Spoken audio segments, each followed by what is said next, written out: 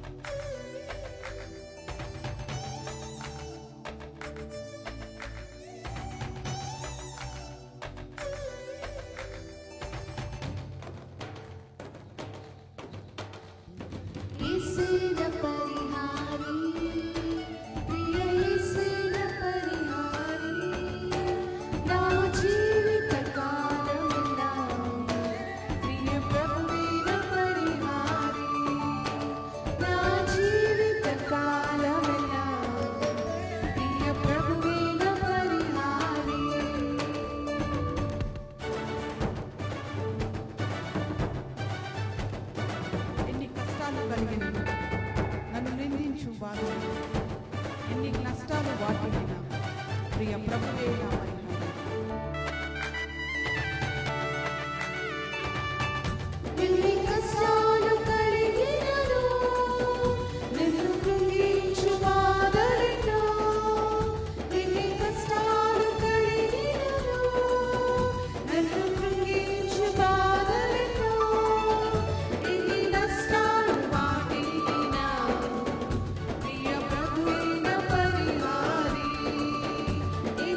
Stop.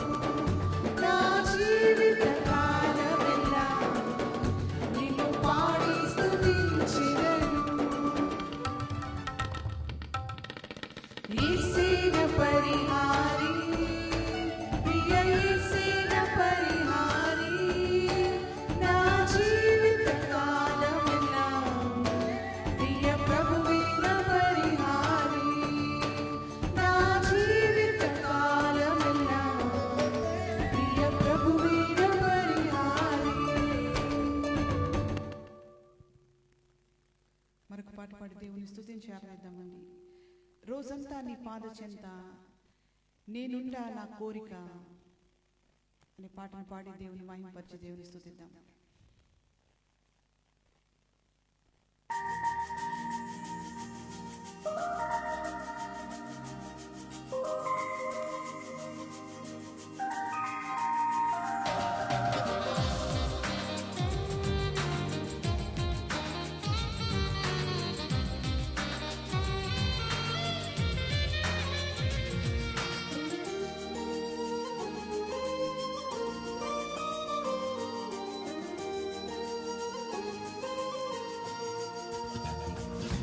రోజంతా నీ పాద చెంత నేనుండా నా కోరిక దినమెల్లా నా తోడుగా నీవుంటే ఓ వేడుక రోజంతా నీ పాద చెంత నేనుండా నా కోరిక దినమెల్లా నా తోడుగా నీవుంటే ఓ వేడుక నిన్ను చూసే కనులు, స్తుతించే కళలు, ప్రేమించే హృదయం, స్పందించే మనం, దేవా నీవే ధైర్యం, నిన్ను కీర్తింపలేకపోతూ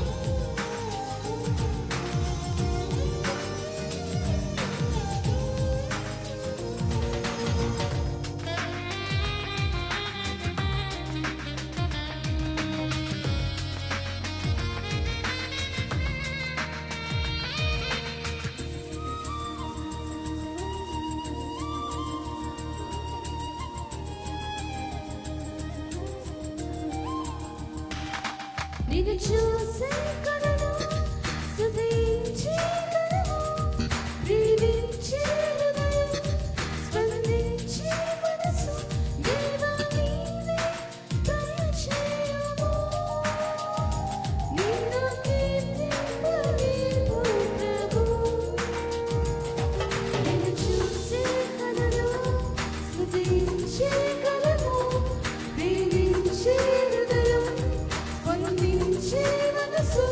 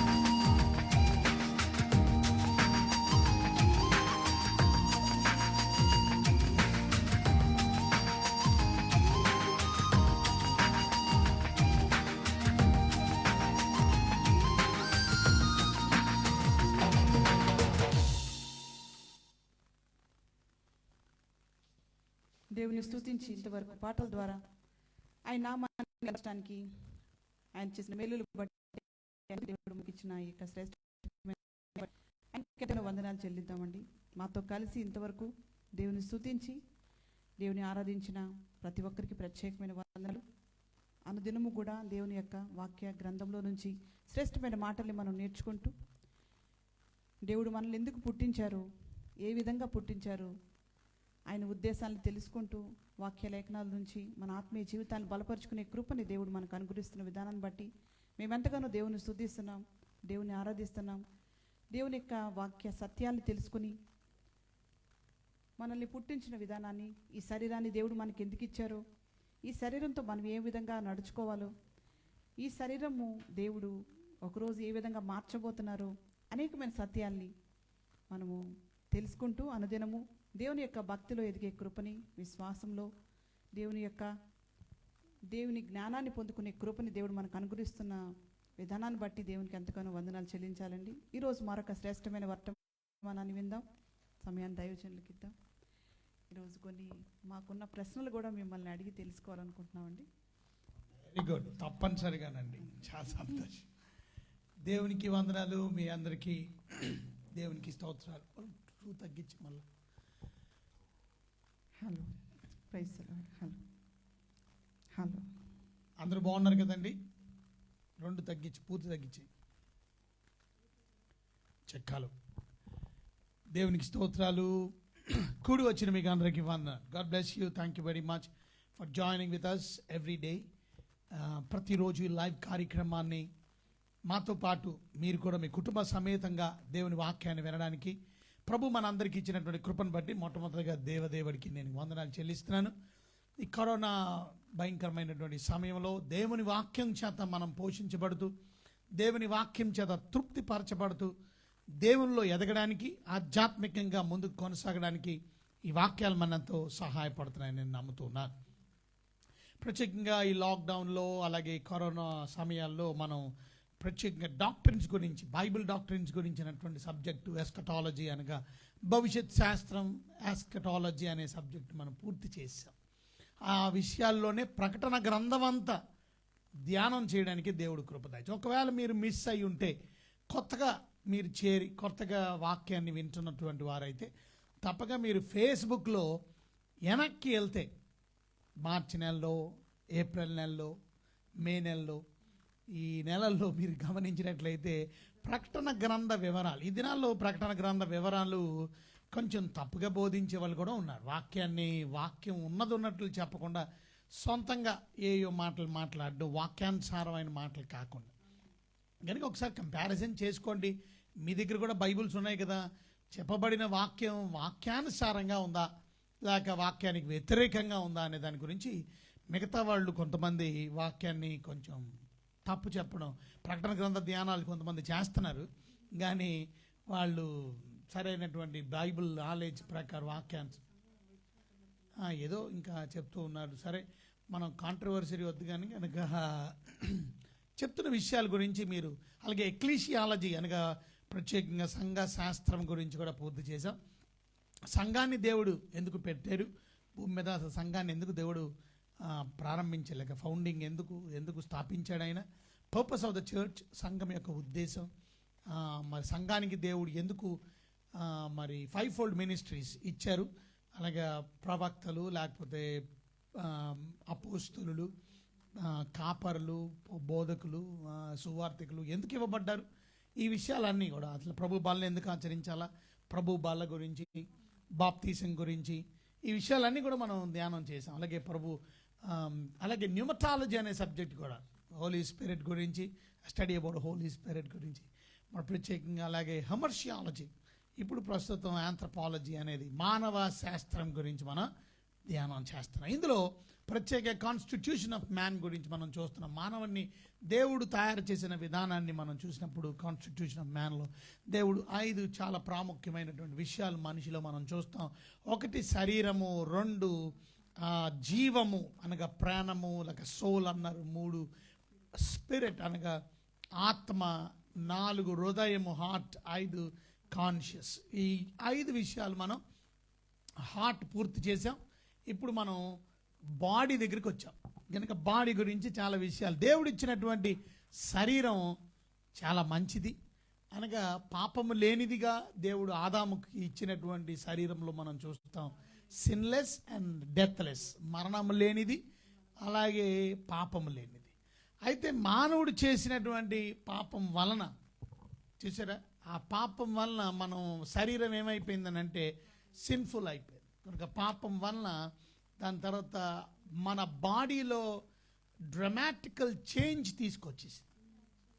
సో ఆ చేంజ్ వలన మనం శరీరం క్షీణించిపోవడం, శరీరానికి జబ్బులు రావడం, శరీరం శాపకరంగా మారిపోవడం, శరీరంలో మన బలహీనతలు క్షీణించిపోవడం, ఒకరోజు ఇది శరీరం చచ్చిపోవడం కూడా పాపం వలన జరుగుతుంది. కానీ దేవుడు ఆదాంకి ఇచ్చిన శరీరం అలాంటి శరీరం ఇవ్వలే. కానీ పాపం వలన ఆదామే కాదు, ఆదాం తదనంతరం కూడా అందరికీ కూడా సంక్రమించింది. ఈ విధంగా పాపం వలన మరణం అందరికీ సంక్రమించింది. అందరూ పాపపు శరీరాన్ని కలిగి ఉండడం.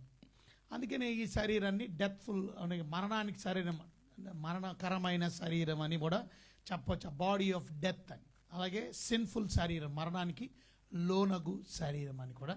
ఇలా చాలా విషయాలు మనం చూసాం. అందుకనే మన శరీరం ఇంకొకటి ఏంటంటే క్రేవింగ్స్ ఉంటాయి. మన పాపం వలన మన శరీరానికి పాపపు కోరికలు, పాపపు బలహీనత, పాపం యొక్క ఇచ్చలు, డిజైర్స్ కదా, డిజైర్స్ కోరికలు, క్రేవింగ్స్ కదా, పాపపు ఆశలు, మన శరీర ఇచ్చలు, కోరికలు.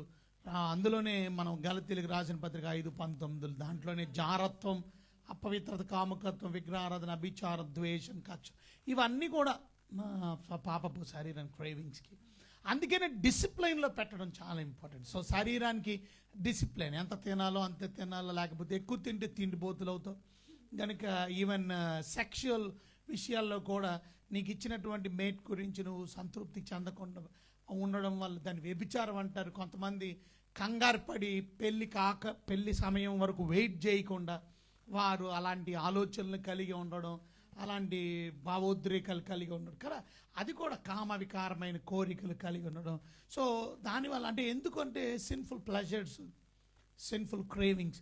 అందుకే డిసిప్లిన్ చాలా ఇంపార్టెంట్ మన బాడీని. అందుకనే పౌలు అంటాడు కదా, మనం చూసాం 1 కొరింథీయులు 9:17 మనం చదివాం. ఏమనంటే నా శరీరాన్ని నలగొట్టుకుంటున్నాను, ఎందుకనంటే నేను ఇతరులకి చెప్పి నేను నాశనం అయిపోకూడదు. కనుక అథ్లెట్స్ చూసారా మీరు? అథ్లెట్స్ అంటే రన్నర్స్ కానీ ఆటలాడే ఎక్సర్సైజ్ వారు ఎంత చక్కగా చేస్తారని అంటే వారి శరీరాన్ని నలగొట్టుకుంటారు.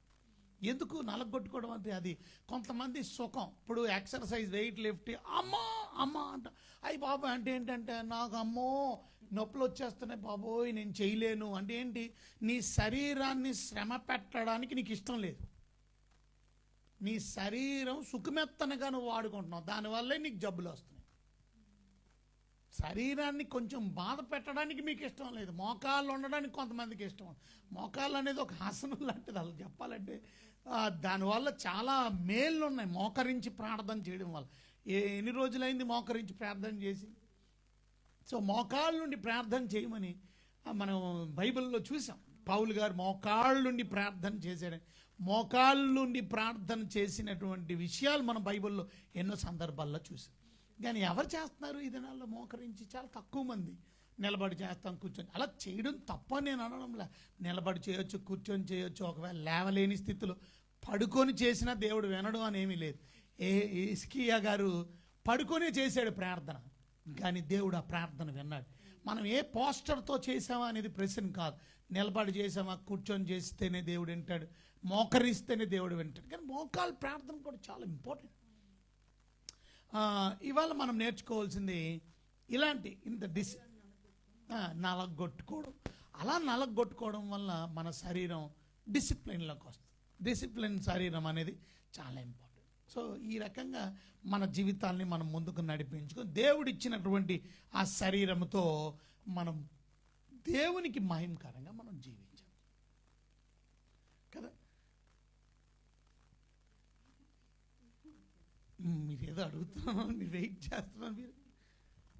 మీరు దేవుడు మనల్ని ఆదికాండం 1:26 నుంచి తన పోలిక చొప్పున తన స్వారూప్యమందు దేవుడు నరుని సృజించును అన్నారు కదా. అంటే దేవునికి కూడా మన శరీరం లాంటి శరీరమే ఉందంటారా, లేకపోతే ఆయన శరీరం వేరు అంటారా? అంటే ఆదాము, దేవుడు, అవ్వ అందరూ కలిసి ఉండేవారు కదండి. మన శరీరంతో దేవుడిని చూడలేము, మరి ఆదాము అవ్వ ఎలా చూడగలిగారంటారు? దేవునికి ఏ శరీరం ఉంది, వారికి ఏ శరీరం ఉంది, కొంచెం మాకు కన్ఫ్యూజ్గా ఉంది. అంటే దేవుడికి శరీరం ఉండదు, ఆయన ఏ ఆకారంలో ఉండుంటారని.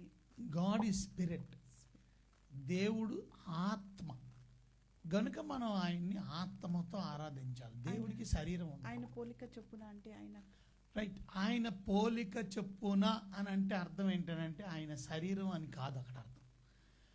ఆయన పోలిక అంటే ఆయన గుణ లక్షణాలు అయి ఉండొచ్చు, లేకపోతే ఆయన తత్వం, ఆ పోలికలో దేవుడు మనల్ని చేశాడు. కానీ దాని అర్థం బాడీ మనకి కూడా ఉంటుంది అని కాదు. బైబిల్ చదవండి ఒకసారి, యోహాను సువార్త 4వ అధ్యాయం 24వ వచనంలో మీరు అడిగిన మంచి ప్రశ్న, does God has physical body అని అడుగుతున్నాను మీరు కదా. గాడ్కి ఫిజికల్ బాడీ ఉండదు. దీని గురించి మనం చాలా చక్కగా అర్థం చేసుకోవాలి. దేవుడు ఆత్మ గనుక, దేవుడు ఆత్మ గనుక ఆయనను ఆరాధించువారు, ఆయన్ని ఆరాధించేవారు ఆత్మతోనూ సత్యముతోనూ ఆరాధించారు. ఆత్మ, దేవుడు ఎవరు అనుకున్నారు? దేవుడు ఆత్మ అనగా దేవుడు ఆత్మ గనుక మనం ఆరాధించడం ఆత్మతో సత్యంతో ఆరాధించాలి. మా టాపిక్ అలాగ ఆరాధించాలనేది కాదు కనుక. Who is God? గాడ్ అంటే గాడ్ ఈజ్ స్పిరిట్.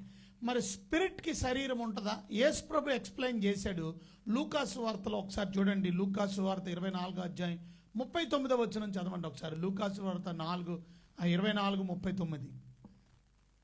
నేనే ఆయనను అనుటకు నా చేతులను నా పాదములను చూడుడి, నన్ను పట్టి చూడుడి, నాకున్నట్టుగా మీరు చూస్తున్న ఎముకలు మాంసము భూతములకు ఉండవని చెప్పి తన చేతులను పాదములను వారికి చూపెను. చూసారా? అంటే స్పిరిట్, భూతం అంటే స్పిరిట్ కనుక ఆత్మ అనగా ఆత్మ అంటే దయ్యాలకి కూడా శరీరాలు ఉండవు.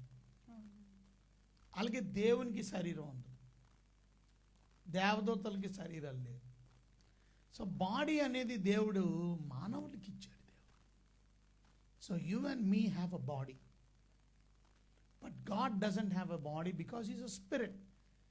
సో బాడీ లేనప్పుడు కాళ్ళు చేతులు కూడా అంటే అలా ఆకారం ఉండదు. అంటే ఒక మాటలో చెప్పాలంటే గాడ్ ఈజ్ ఇన్విజిబుల్. ఇన్విజిబుల్ అంటే ఆయన ఆకారాన్ని చూడలేం మనం. అందుకనే మోషే గారు ఆయన ముఖాన్ని చూడలేకపోయాడు, అంటే ఆయన ఆకారాన్ని చూడలేకపోయాడు. ఆయన వెలుగుని, because God is invisible God. చదవండి ఒకసారి ద్వితీయోపదేశ కాండంలో 4వ అధ్యాయం 15వ వచనం చదువుతారా? 4:15లో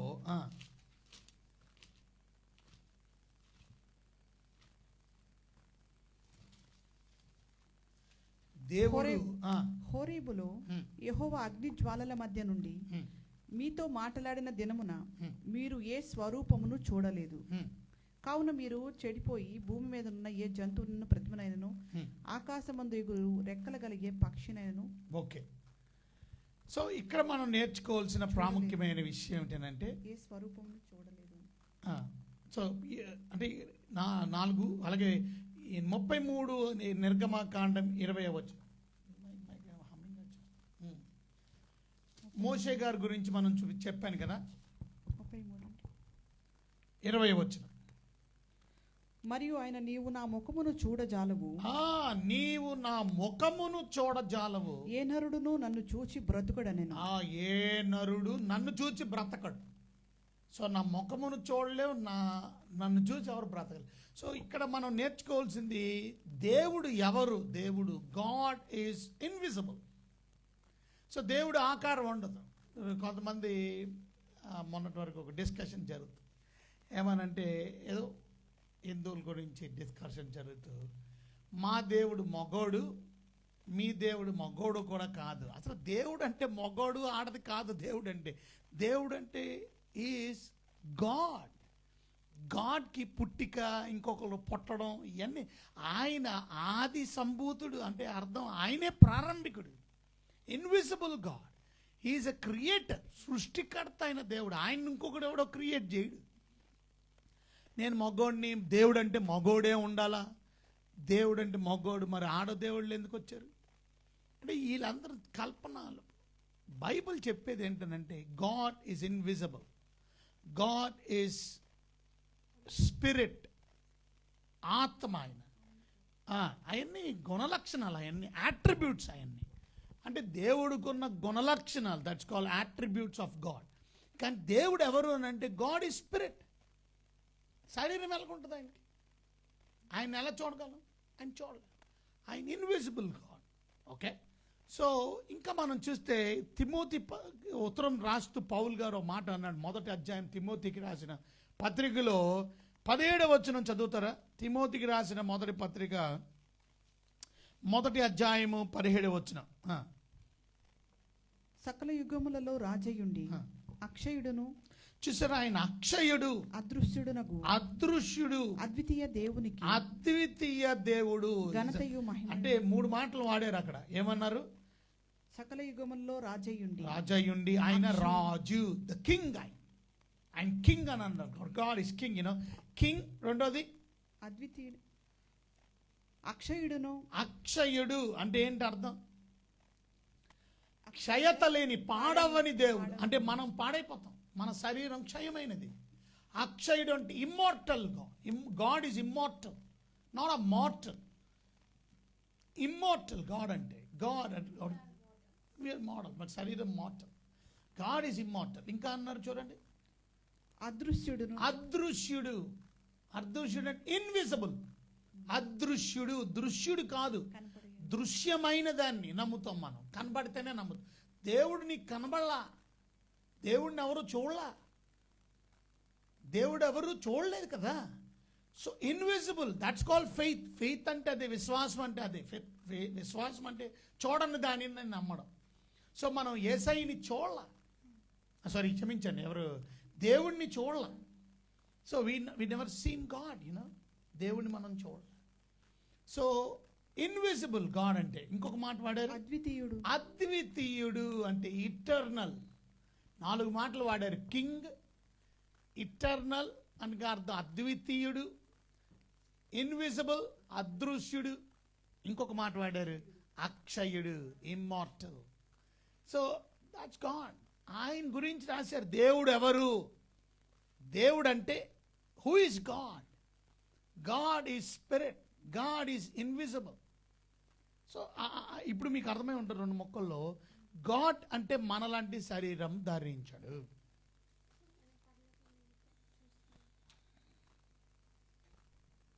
మనం పరలోకి వెళ్ళిన తర్వాత దేవుని ఇన్విజిబుల్ అయిన గాడ్ని మనం చూడగలుగుతాం డాడీ? మంచి ప్రశ్న. సో ఆ మహిమా స్వరూపైనటువంటి దేవుణ్ణి మనం చూడాలి అని అంటే గమనించండి. మీరు ఇంకొక ప్రశ్న, ఇంతకీ ఇప్పుడు మన శ్రీను గారు మాట రాశారు, సమస్తమును తనకు లోపరుచుకొనిన శక్తిని బట్టి ఆయన మన దీన శరీరమును తన మహిమ గల శరీరమునకు సమరూపము గలదానిగా మార్చును. ఇప్పుడు పాయింట్ అదే, నిన్న చెప్పాను ఈ మాట. మంది ఇప్పుడు ప్రస్తుతం మనకున్న శరీరం దీన శరీరం. 3:21 ఫిలిప్పీయులకు రాశారు. మన శరీరం రేపు దేవుని అంటే లేకపోతే యేసుక్రీస్తు యొక్క శరీరం. ఇప్పుడు మీరు అడగవలసిన ప్రశ్న ఇంకోటి ఉండాలి. ఏంటనంటే యేసుక్రీస్తు ప్రభు వారికి శరీరం ఉంటుందా ఉండదా? అది ప్రశ్న అడగాలి మీరు. అంటే నెక్స్ట్ క్వశ్చన్ అదే అయిపోయింది. ఎందుకనంటే because you know God is invisible. మరి యేసు ప్రభుకి శరీరం ఉంటుందా?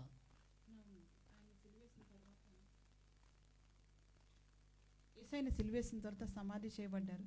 3వ నాడు ఆయన పునరుద్ధరణే తిరిగి లేచి ఆయన పరలోకానికి ఆయన శరీరంతోనే బయటకు వచ్చారు. కాబట్టి ఆయన ఆ శరీరంతోనే పరలోకంలో ఉన్నారంటారా, మరి ఈ శరీరంతో ఉన్నారని? 100%. ఇప్పుడు మనం గమనించవలసింది ఏంటంటే దేవుడు ఆయనే తండ్రి అయిన దేవుడు, ఆయన ఆత్మ, స్పిరిట్. God is invisible.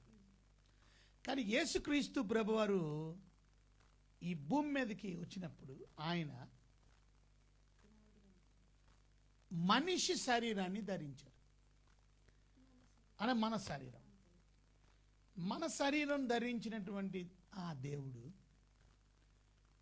ఆయన చనిపోయిన తర్వాత మీరు చెప్పినట్టు ఆయన సమాధి ఖాళీగా ఉంది అంటే అర్థం ఆయన శరీరంతోనే లేచారు. అనగా అర్థం ఆయన శరీరం లేదు, ఆయన శరీరం తీసుకుని వెళ్ళారు, సమాధి ఖాళీగా ఉంది. కానీ మనం నేర్చుకోవాల్సింది ఏంటంటే యేసు ప్రభువుని రేపు మనం పరలోకంలో ఆయన శరీరంతోనే ఉంటాడా? 100% శరీరంతోనే ఉంటాడా? అది ఏ శరీరము? భూమి మీద ఉన్న శరీరం కాదు. మరి ఏ శరీరం? ఆయన భూమి మీద ఉన్నప్పుడే ఆయన పొందినటువంటి పునరుద్ధానపు శరీరం. అనగా అర్థం ఏంటంటే ఆయన తిరిగి లేచిన తర్వాత ఆయన ఏ శరీరాన్ని అయితే శిష్యులు చూశారో ఆ శరీరాన్నే కలిగి ఉంటాడు. ఆయన యేసయ్య శిష్యులు కూడా యేసయ్యని గుర్తుపడతారంట. 100% ఆయన్ని గుర్తుపట్టే శరీరమే. ఏమని యేసుప్రభు శిష్యులు మాత్రమే కాదు, మీరు మొదటి కొరింథీయులకు రాసిన పత్రికలో 15వ అధ్యాయంలో అక్కడ చూడండి 500 మంది చూశారు. మొదటి కొరింథీయులకు రాసినటువంటి పత్రికలో 15వ అధ్యాయం 4వ వచనం. అటు పిమ్మట 500కు 4 లేఖనముల ప్రకారం 3వ దినమందు లేపబడిను. ఆయన కేఫాకును తరువాత 12 కనబడెను. అటు పిమ్మట 500కు ఎక్కువైన సహోదరులకును ఒక్క సమయం మందే కనబడెను. అంటే ఏంటి అర్థం? ఆయన ఒక్కసారి 500 మంది సహోదరులకి కూడా కనబడ్డాడు శరీరంతోనే. అనగా దగ్గర 40 రోజులు ఆయన ఉన్నారు కదా భూమి మీద. ఆయన సమాధి చేయబడి మృత్యుంజయుడు ఆయన తిరిగి లేచిన తర్వాత 40 డేస్ ఆయన భూమి మీద ఉన్నారు. సో 40 డేస్లో ఆయన దగ్గర చాలా మందికి కనబడ్డాడు. సో 11 అపీరియన్సెస్ చూస్తాం మనం. 11 సార్లు 40 దినాల్లో ఆయన అనేక మందికి అగపడినట్టు మనం చూస్తాం. సో కనబడినటువంటి విషయాన్ని బట్టి ఆయన్ని చూసినటువంటి వారు శరీరం అంటే యేసు ప్రభు శరీరాన్ని రికగ్నైజ్ చేయొచ్చు, గుర్తుపట్టే శరీరమే. ఒకసారి మీరు గమనించి అమ్మాయి గ్రామస్తులు వాళ్ళు గుర్తుపట్టలేదు మరి ఆ శరీరాన్ని. అంటే వాళ్ళ కన్నులు మూయబడ్డాయి, తర్వాత వాళ్ళ కన్నులు తెరవబడిన తర్వాత వాళ్ళు గుర్తుపట్టారు. సో దాని అర్థం ఏంటంటే యేసు ప్రభువుని అంటే మనం ఇంతకుముందు వారు ఎలా చూశారో అలాగే ఉన్నాడు ఆయన, కానీ ఆయన శరీరం గ్లోరిఫైడ్ బాడీస్. అది ఇందాక మనం చదువుకున్నటువంటి ఫిలిప్పీలకు రాసిన పత్రిక 3:23లో ఏమని చదువుకున్నాం? 21లో 3:21లో మన దీన శరీరం లోలీ బాడీని ఏమవుతుందంటే దేవుడు ఆయన 3:21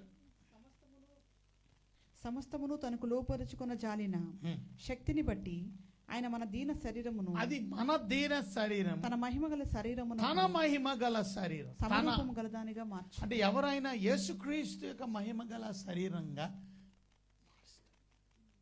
సో ఇక్కడ మీరు దేవుడు అనగానే మనం అందరినీ కలిపేస్తాం. సో దేవుడు అనగా త్రిత్వము మనం మర్చిపోకూడదు.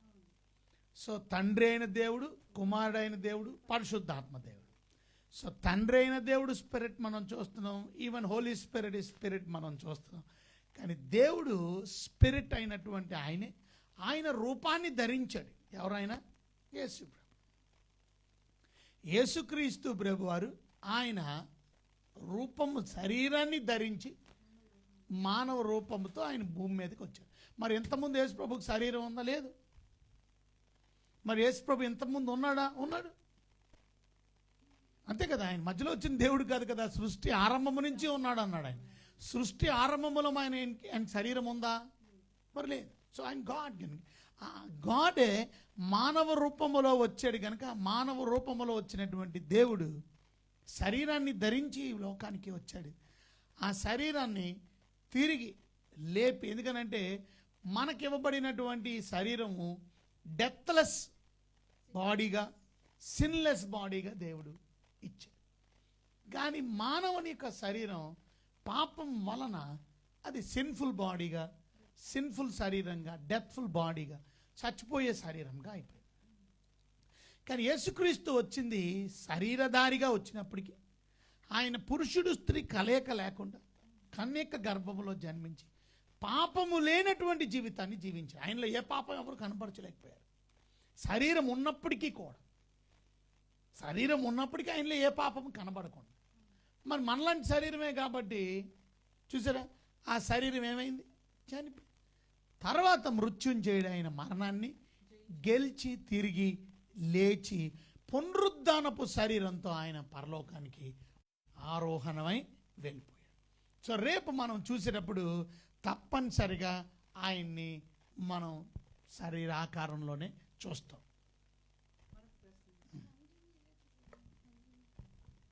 Spirit, invisible God, you may see his glory. So ముగ్గురు ఒకటే కానీ ముగ్గురు వేరు వేరు కాదు, కానీ ముగ్గురు మూడు, ఇట్స్ కాంప్లికేటెడ్, అండర్స్టాండబుల్ కాదు. But that's what we believe, because Trinity గురించి మనం చదువుతున్నప్పుడు మీకు ఎక్స్ప్లెయిన్ చేశాను ఆ విషయం. తండ్రి అయిన దేవుడు, కుమారుడు అయిన దేవుడు, పరిశుద్ధాత్మ దేవుడు. సో ముగ్గురు ఉండొచ్చు, but you are going to see God. ఎందుకంటే మన ప్రకటన గ్రంథంలో 22వ అధ్యాయంలో మనం చూస్తే 4వ వచనంలో ఆయన ముఖ దర్శనం చేసుకుంటూ ఆయన సేవిస్తాం. సో ఆయన ప్రజలు ఆయన ముఖ దర్శనం చేసుకుంటూ ఆయన సేవిస్తారు. సో ఆయన ముఖాన్ని మనం చూస్తాం. సో మేబీ జీసస్ ముఖాన్ని చూస్తామో, లేకపోతే స్పిరిట్ ఆయన ముఖాన్ని మనం we cannot be explain. But God is spirit, holy spirit is spirit. యేసుక్రీస్తు ఆత్మే కానీ ఆయన శరీరాన్ని ధరించి ఈ భూలోకానికి వచ్చారు. ఆయన వెళ్ళిపోయినప్పుడు శరీరాన్ని కలిగి ఉన్నారు. 2 కొరింథీ 5వ అధ్యాయం 10వ వచనం ప్రకారం మన దేహంతో జరిగించిన మంచివైనను సరే చెడ్డవైనను సరే దేవుడు తీర్పులోనికి తెచ్చునన్నారు కదా. దాన్ని బట్టి వేటిని బట్టి దేవుడు ఆ యొక్క తీర్పునిస్తారంటారు? ఓకే, సో మనం చేసినవి మంచివైనను అంటే దేహంతో, మన పాయింట్లన్నీ క్వశ్చన్స్ అన్నీ కూడా దేహంతో జరిగించిన దాన్ని బట్టి కదా. సో తప్పనిసరిగా మన దేహముతో మనం జరిగించిన దాన్ని బట్టి మనకి తీర్పు ఉంటుంది. అంటే దాట్స్ కాల్డ్ బీమా సీట్ జడ్జిమెంట్. అయితే బీమా సీట్ జడ్జిమెంట్లో మనం చూసినట్లయితే మనకి దేవుడు తీర్పు తీర్చేది మనం గమనించినట్లయితే చూడండి ఒకసారి 2 కొరింథీలు 5వ అధ్యాయం 10వ వచనం. కొరింథీలకు రాసినటువంటి 2వ పత్రిక 5వ అధ్యాయం 10వ వచనం చదువుతాను. ఎందుకనగా తాను జరిగించిన క్రియల చొప్పున అవి మంచివైనను సరే చెడ్డవైనను సరే దేహంతో జరిగించిన వాటి ఫలమును ప్రతివాడును పొందునట్లు మనమందరమును క్రీస్తు న్యాయపీఠం ఎదుట ప్రత్యక్షము కావలేను. చూసారా, అంటే మన దేహము దేవుడిచ్చిన మనకిచ్చిన బాడీ. మానవుడు అంటే ఏంటి మన క్వశ్చన్ అదే కదా. మనం సిరీస్ 4 చూస్తున్నాం. మానవుడు అంటే ఏంటి? మానవుడు అంటే 5 విషయాలు మర్చిపోకండి: శరీరము, ఆత్మ, ప్రాణము, హృదయము, అలాగే కాన్షియస్, మనస్సాక్షి. మనం ఇప్పుడు చూసేది ప్రస్తుతం మొదటిది ఏం చూస్తున్నామంటే శరీరం గురించి చూస్తాం. సో దేవుడిచ్చినటువంటి శరీరాన్ని గురించి రేపొద్దున దేవుడు లెక్క అడుగుతాడంటే లెక్క అడుగుతాడు. మంచివైనా సరే చెడ్డమైనా సరే లెక్క అడుగుతాడు. ఆ లెక్క దేని గురించి అడుగుతాడు? చాలా విషయాల గురించి అడుగుతాడు. మొదటిది మీరు చేసే ఆ క్రియలను బట్టి లెక్క అడుగుతాడు. బైబిల్ గ్రంథంలో ఒక గొప్ప చదివితే మార్కు సువార్త 4వ అధ్యాయం 22వ వచనంలో, మార్కు సువార్త 4వ అధ్యాయం 22వ వచనంలో మనం చూస్తే చూడండి, మార్కు సువార్త 4:22.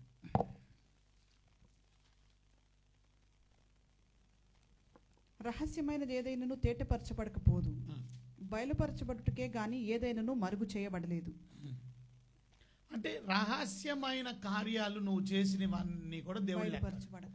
సో మొదటిది మన శరీరంతో చేసిన సీక్రెట్ కార్యక్రమాలు కూడా దేవుడికి అసహ్యమైంది. నువ్వు ఎవరికి తెలియకుండా పాపం చేసావు, ఎవరికి తెలియకుండా నువ్వు పొరపాటు చేసావు, ఎవరికి తెలియకుండా నువ్వు ఏదో చేసింది ఆ పాపపు పనులు, అది ఏదైనా వ్యభిచారమో దొంగతనమో ఇంకొకటో. But secret acts will be questioned. ఒకరోజు దేవుడు అడుగుతాడు. 2, మనం చూస్తే ఈవెన్ మన జీవితంలో దేవుడు మనకిచ్చిన శరీరంతో మన క్యారెక్టర్ కూడా డిపెండ్ అయింది. మన శరీరంతో మనం చేసిన పనులు బట్టి మన క్యారెక్టర్ అంటే మీ కఠినత్వం, మీ స్వభావం ఎలాంటిదో దాన్ని బట్టి కూడా దేవుడు లెక్క అడుగుతాడు. బైబిల్ గ్రంథం రోమిలకు రాసిన పత్రిక 2వ అధ్యాయం. ప్రతిదానికి మన రెఫరెన్స్ ఇప్పుడు చూపించిన టైం లేదు, మనం డివైడ్ అయిపోతాం మనం. కనుక నీ హృదయ కాటిని బట్టి అంటే దాని అర్థం మీ క్యారెక్టర్ బట్టి కూడా దేవుడు God is going to judge you.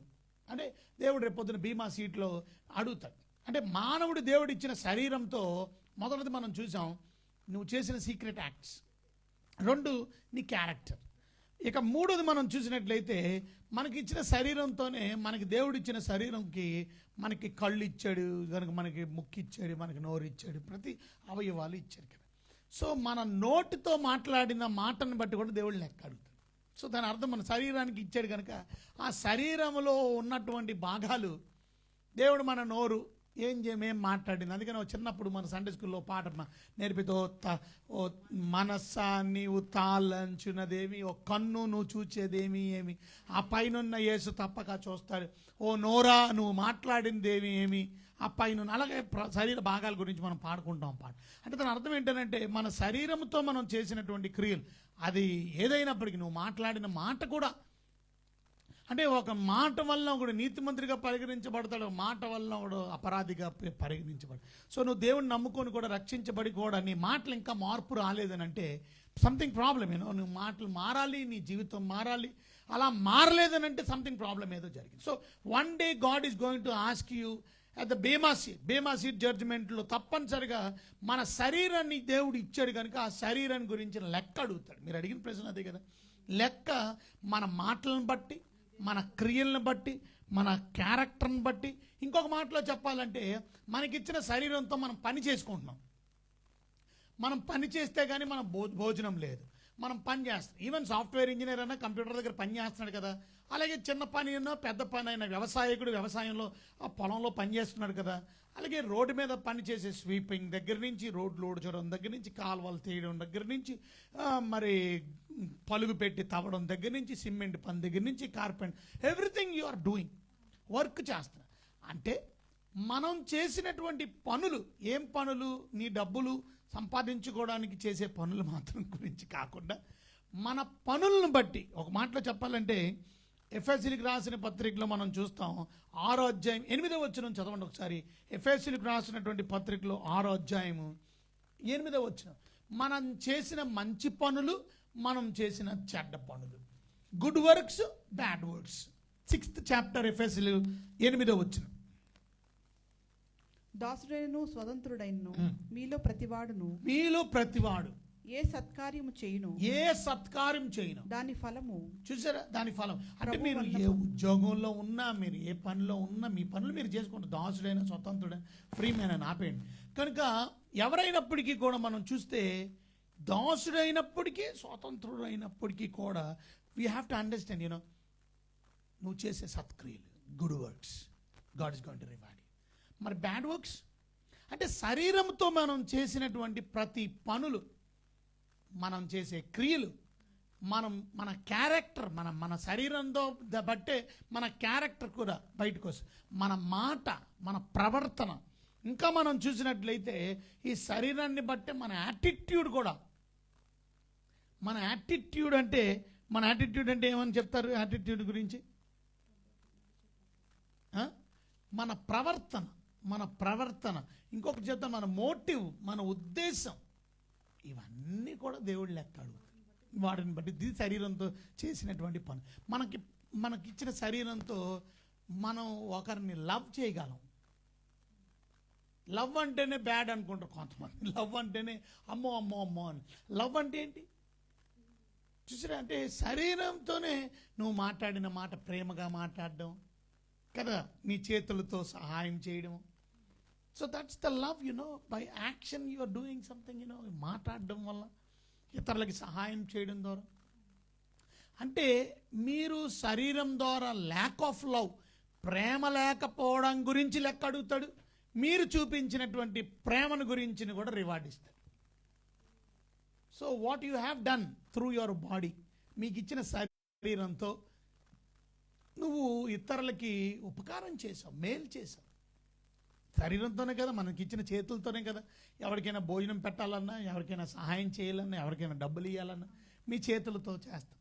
So నువ్వు చేసే పని good work because out of love, ప్రేమపూర్వకంగా చేసావా, లేక అసలు నీకు ప్రేమే లేదా? కొంతమంది శరీరాలు అలాంటివి అంటే అసలు అంటే దే డోంట్ షో లవ్. అంటే శరీరం గురించి కూడా లెక్క అడుగుతున్నాడు. మీ దేహముతో జరిగించిన క్రియలంటే ఇవన్నీ వస్తాయి.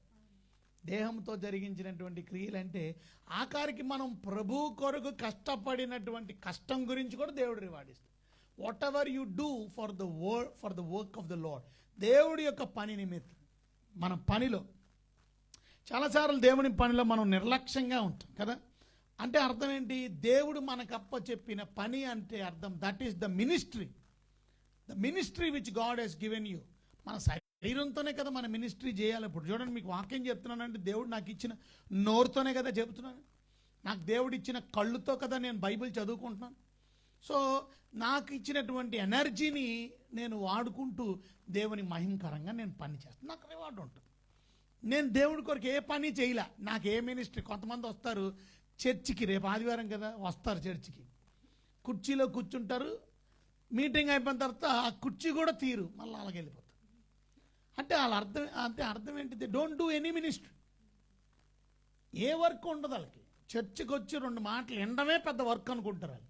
That's not your work. ప్రతి వాళ్ళకి గిఫ్ట్ ఎందుకు ఇచ్చాడు దేవుడు? వరాలు ఎందుకు ఇచ్చాడు? వరం ఒకటి కాదు కదా, 21 వరాలు చూసాం. కొంతమంది ఓన్లీ 9 వరాలు చెప్తారు, కొంతమంది 7 వరాలు చెప్తారు. కానీ 21 వరాలు మీకు ఎక్స్ప్లెయిన్ చేశాను నేను ప్రత్యేకంగా ఎక్లీషియాలజీలో. చర్చ్ గురించి, స్టడీ ఆఫ్ చర్చ్ గురించి మనం చదివినప్పుడు, ఎక్లీషియా అంటే చర్చ్ కదా, study about church is called ecclesiology. ఆ ఆలజీలో మనం ఎక్లీషియాలజీలో మనం చదువుకున్నప్పుడు 21 వరాలు చూపించాను. ఎందుకు ఇచ్చాడు వరాలు? ప్లస్ ఎవరికి ఇచ్చాడు వరాలు? కొంతమంది ఏం చెప్తారంటే పరిశుద్ధాత్మ నువ్వు పొందుకున్నావా, అప్పుడు పొందుకుంటేనే వరాలు వస్తారు. పరిశుద్ధాత్మ ఎప్పుడు పొందుకున్నావు? మనం రక్షించబడినప్పుడే మనం పరిశుద్ధాత్మ దేవుణ్ణి పొందేసుకున్నాం.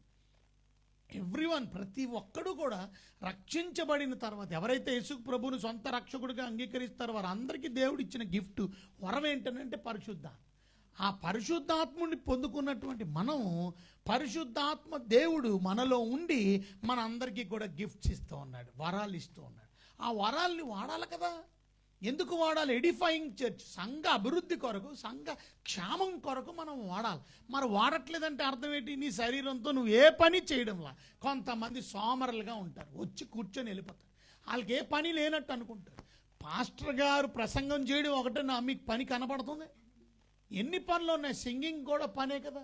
పాటలు పాడడం పని, సేవలు ఏకీపించడం పని, సౌండ్ సిస్టమ్ చూడడం పని, చూసారా ప్రొజెక్ట్ చేయడం పని, మన టెక్నికల్ యాక్టివిటీస్ చేయడం, టెక్నికల్ పనులు చూసుకోవడం పని, ప్రొజెక్టర్ పెట్టి ప్రొజెక్టర్ ఆన్ చేసుకోవడం, ప్రొజెక్టర్ స్క్రీన్ మీద ప్రవేశపెట్టి సోషల్ మీడియా ద్వారా కొంతమంది చూసారా యూట్యూబ్కి ఇవ్వడం, ఫేస్బుక్కి ఇవ్వడం, దాన్ని అంతా కూడా దిస్ ఆల్ వర్క్. చెప్పులు స్టాండ్ కట్టుకొని చెప్పులు ఇవ్వడం, బాత్రూమ్ క్లీన్, ప్రతిదీ పనే. నీ పని ఏంటి? ఇంతకీ సంఘంలోకి వచ్చి మంచి చొక్కా నలగకుండా వెళ్ళిపోవడం నీ పని. కొంతమంది ఏమంటారు, పాస్టర్లకి ఆ పని ఉంది అంతే అనుకుంటారు. అబ్బే, మన అందరికీ దేవుడు పని ఇచ్చాడు. సువార్త అసలు దేవుడి దగ్గర తీసుకురావడం కూడా చర్చిలోనే పని కాదు, సంఘములో మాత్రమే పని కాదు, బయట కూడా మనం అవుట్ సైడ్ కూడా వెరీ ఇంపార్టెంట్. సో ఏదైనప్పటికీ మీరు అడిగిన ప్రశ్న ఏంటంటే, మన శరీరంతో చేసిన పనులకి ఏ పనులకి బహుమానం ఇస్తారో అని అడిగారు మీరు, అంతే కదా. తప్పనిసరిగా మన శరీరంతో చేసినటువంటి పనులు, అవి మంచివైనను సరే చెడ్డవైనను సరే, మన దేహముతో జరిగించినవి. అంటే దేహముతో జరిగించినవి ఏమిటి అనే ప్రశ్నకి మొదటిది మనం చూసాం. మనం చేసినటువంటి ప్రతి రహస్య క్రియలు, రహస్య పాపాలు, ప్రతిదీ కూడా దేవుడు రహస్యంగా పాపం చేయొచ్చు, రహస్యంగా మంచి కూడా చేయవచ్చు. కొంతమంది రహస్యంగా చేస్తారు, ఎవరికి తెలియకుండా. అరిమిత యోసేపు రహస్య శిష్యుడు. సో రహస్యంగా మంచి పనులు కూడా, అంత మాట రహస్యం అంటే పాపం పనులే గుర్తు రాకూడదు. రహస్యంగా కొంతమంది కుడి చేతితో ఇచ్చింది ఎడం చేతికి తెలియకూడదు. కనుక పబ్లిసిటీ ఉండదు. కొంతమంది మంచిది, గుడ్ వర్క్స్, కొంతమంది పబ్లిసిటీ కావాలనుకుంటారు. ఓకే, మీ ఇష్టం. కానీ పబ్లిసిటీ అంటే మనం నేర్చుకోవాల్సింది ఏమిటి ఇక్కడ?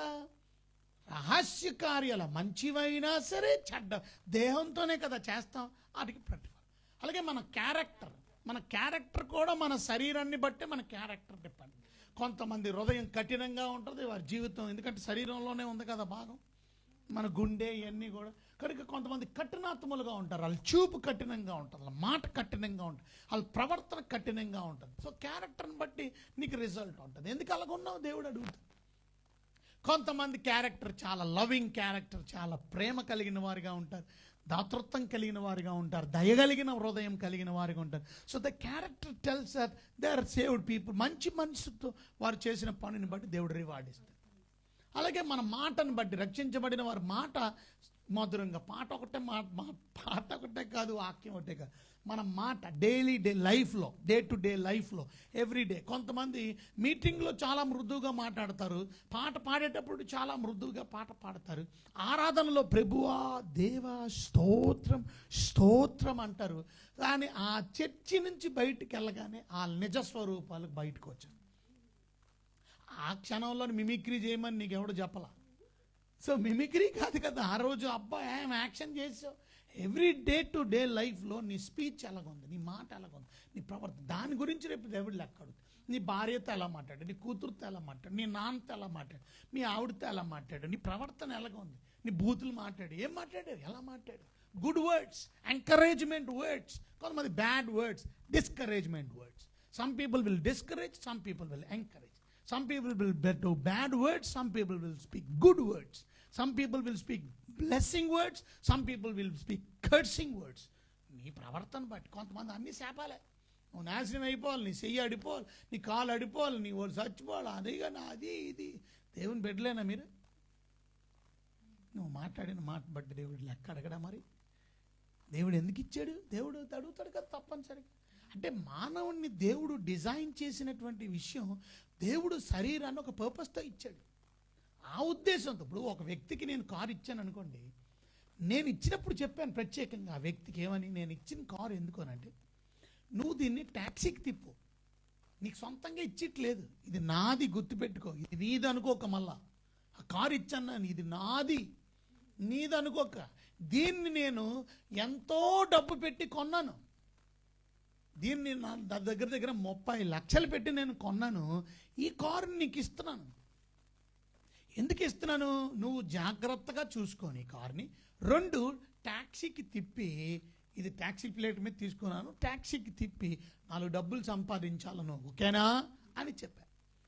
నువ్వు సంపాదించింది నాకు తీసుకొని వచ్చి ఇవ్వాలా, నీకు నేను జీతం ఇస్తాను, నీ జీతం కూడా మంచిగానే ఇస్తాను, బాగానే ఉంది. కానీ నేను ఇచ్చిన కారుతోని వాడు నేను అప్పగించిన పని చేయకుండా వాడు ఆ కారుని వాళ్ళ భార్యని, వాళ్ళ పిల్లల్ని, వాళ్ళ కుటుంబాలని, వాళ్ళ బంధువుల్ని ఎక్కించుకొని షికారులు కొడుతున్నాడు.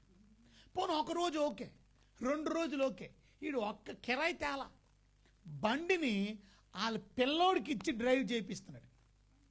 ఆ పిల్లోడు కాస్త స్పీడ్ మీద వెళ్ళి బండి గుద్దేసింది.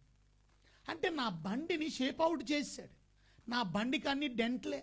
నా బండి కొత్త బండి విలపెట్టి నేను కొని ఇస్తే ఆ బండిని పూర్తిగా ధ్వంసం చేసి పాడు చేసి, చూసారా, ఆ బండి ద్వారా రూపాయి కూడా సంపాదన లేక ఇచ్చినప్పుడు నేను అడుగుతానా అడగనా?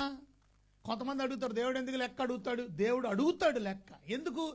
ఆయన ఇచ్చిన శరీరం కనుక. ఆయన ఇచ్చిన శరీరం గురించి ఆయన లెక్క అలగపోతే ఎలాగా? +2 ఆయన వెలపెట్టి కొన్న శరీరం కనుక.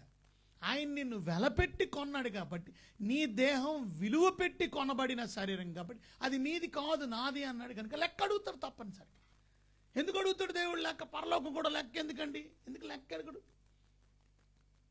సో నేను అంటాను, పాడు చేసినందుకు ఆ వ్యక్తిని ఏమంటాను, చచ్చా నువ్వు చాలా బాగా డబ్బులు సంపాదిస్తావని, ఇది చాలా జాగ్రత్తగా చూసుకుంటావని నిన్ను నేను నమ్మి ఇచ్చాను అని నా ముఖంలో కన్నీళ్లు చూసి, నా ముఖంలో సాడ్నెస్ చూసి, నా ముఖంలో బాధ చూసి నేను ఇచ్చిన వ్యక్తి కూడా బాధపడతాడు. నేను సరిగా చేయలేదు, నేను ఎందుకు ఇలా చేశాను,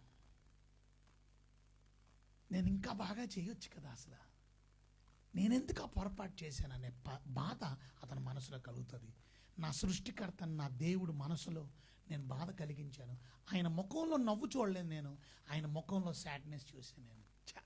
ఐ మేడ్ గాడ్ అన్హ్యాపీ అనే ఫీలింగ్ నీకు తప్పక కలుగుతుంది నీకు ఇచ్చిన శరీరంతో నువ్వు చేసిన పాడు పనులు బట్టి. నువ్వు ఇచ్చిన శరీరం, దేవుడు ఇచ్చిన శరీరంతో నువ్వు చేసిన గుడ్ వర్క్స్ బట్టి God will be very much happy, God will be so much proud of you. ఆ ముఖంలో ఆయన సంతోషాన్ని బట్టి నీకు కూడా ఎంతో ఆనందం.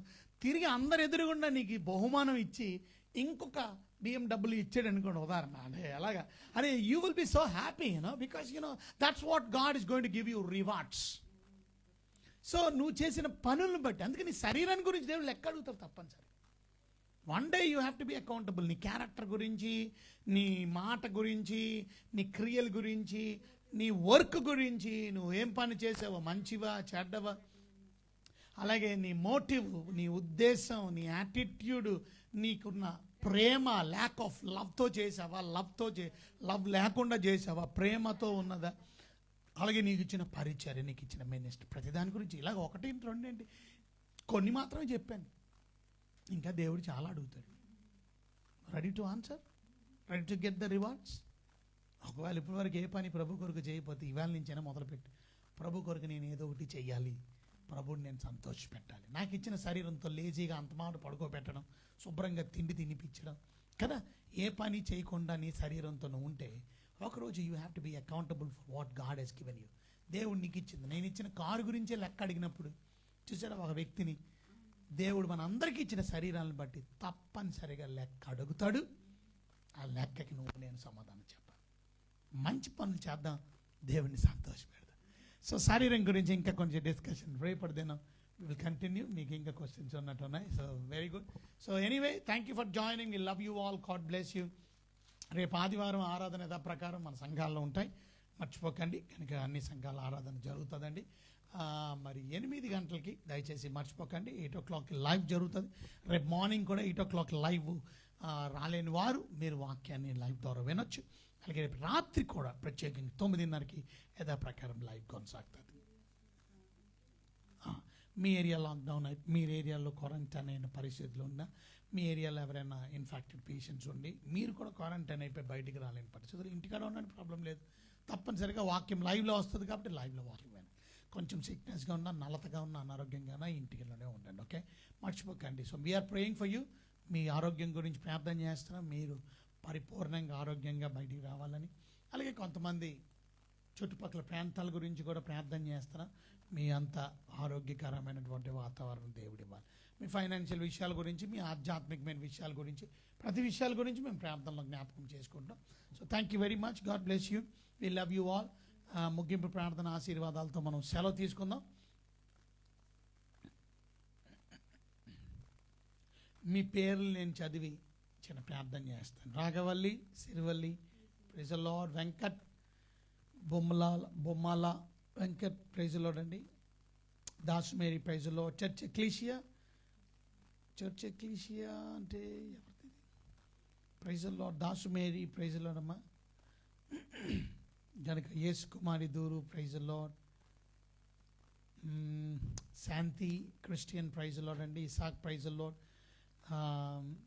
Madhu, Satya, praise the lord. God bless you. Bandaru Vijay Babu, praise the lord అండి. Rajesh Pulavarthi, praise the lord. God bless you Rajesh. Ishaq, praise the lord. Sagar Dunna, praise the lord అండి. చిన్న ఎన్టీఆర్ చిన్న, ప్రైజ్ ది లార్డ్ అండి. మహిమా జ్యోతి, మన గురించి కూడా ప్రార్థన చేస్తున్నాం. Steve, Abhishay, praise the lord. Pratyusha Govada, praise the lord అండి. Sudheer, praise the lord. Mahima Jyoti, praise the lord. Isfaq Malik, praise the lord. Pastor Veera Venkateswara garu, praise the lord అండి. Bandaru Vijay Babu, praise the lord అండి. Harisatya, praise the lord. Chinna John, praise the lord. Chappala Raju, praise the lord. Sangulapalli Narayanamurthy garu, praise the lord. God bless you. Grace George గారు, praise the lord అమ్మ.